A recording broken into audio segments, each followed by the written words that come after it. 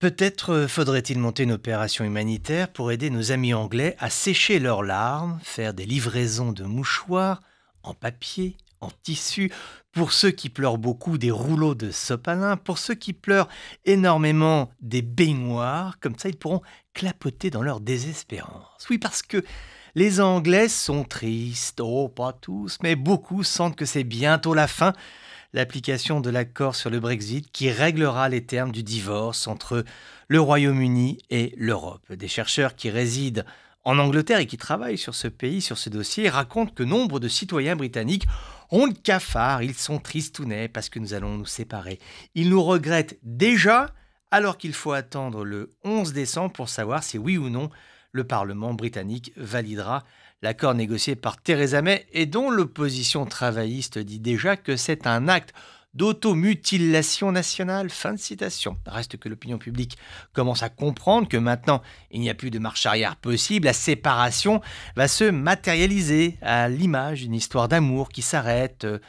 On a décidé de se quitter, on s'est étripé pour savoir qui garderait la machine à café, l'aspirateur, la caisse à outils, que des choses qui font rêver.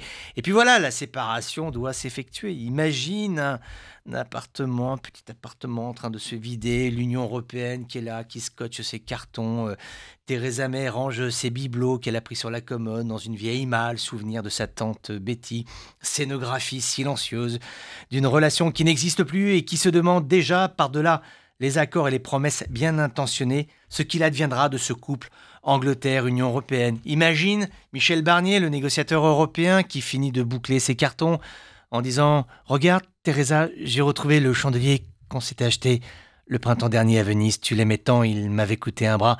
Oh Michel, c'était merveilleux, toi, en petit pull sur la gondole, la lagune qui sentait bon, le poisson, ah, c'était tout merveilleux, mon Michelounou. Oui, il faut sécher ses larmes, car en amour comme en politique, il y a des divorces qui réussissent. Ça peut être mieux après que ça ne l'était avant, donc peut-être un jour, Michel Barnier emmènera la jolie Teresa en vacances de réconciliation à Venise, souhaitons-le. Parfois, il faut savoir se dire adieu pour mieux se retrouver.